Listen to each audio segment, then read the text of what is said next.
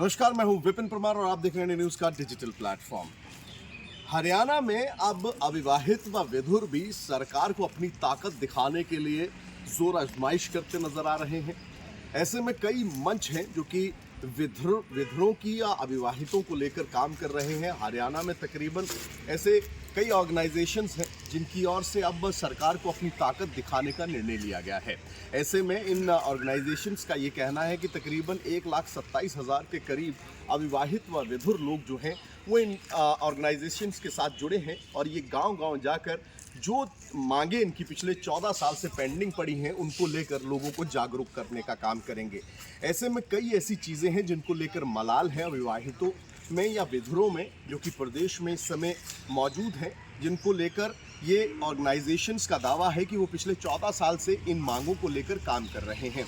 ऐसे में 2024 के चुनाव सामने हैं और चुनावों से ठीक पहले हमने देखा है कि कर्मचारी वर्ग हो या अलग अलग संगठन हो, वो सरकार के सामने प्रदर्शन करते हुए नजर आते हैं। लेकिन ऐसे में जहां पर सरकार की ओर से हाल ही में विधुर व विवाहित पेंशन जो है उसकी शुरुआत की गई थी, उसके बावजूद कहीं ना कहीं नाराज़गी जो है इस वर्ग में दिखाई दे रही है और अब एक बड़ी ताकत दिखाने के लिए ये लोग जो हैं वो गांव-गांव जाकर लोगों को इकट्ठा करने में लगे हुए हैं।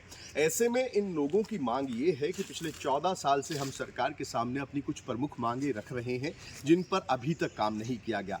इन प्रमुख मांगों की बात करें तो इन दोनों वर्गों की अगर बात करें, चाहे वो अविवाहित हों चाहे विधुर हों, उनका ये कहना है कि रिस्पेक्टफुली यानी कि अदब के साथ जो है उन्हें बुलाया जाए। जो शब्द इस्तेमाल किए जाते हैं जो कि आपत्तिजनक शब्द रहते हैं, चाहे वो रांडा शब्द हो, उसका चलन जो है उसको ख़त्म किया जाना चाहिए। इनकी एक प्रमुख ये भी मांग है कि इस शब्द का उपयोग अगर कोई व्यक्ति इनके खिलाफ करता है तो उसके खिलाफ कानूनी कार्रवाई होनी चाहिए। वहीं सरकार की ओर से हाल ही में पेंशन शुरू की गई है, लेकिन पेंशन से भी ये वर्ग जो है वो संतुष्ट नहीं है। इनका ये कहना है कि पेंशन जो है वो नाकाफ़ी है। ऐसे में अविवाहित लोगों के सामने एक पूरा जीवन पड़ा होता है, विधुरों के सामने एक पूरा जीवन पड़ा होता है, तो ऐसे में नौकरी का प्रावधान जो है वो होना चाहिए पेंशन के अलहदा। इसके साथ साथ फैमिली आईडी को लेकर भी एक चिंता इनकी ओर से व्यक्त की गई है कि अगर हम अकेले हैं, हमारी शादी या अविवाहित हैं या हम विधुर हैं, तो ऐसे में हमारी फैमिली आईडी नहीं बनती।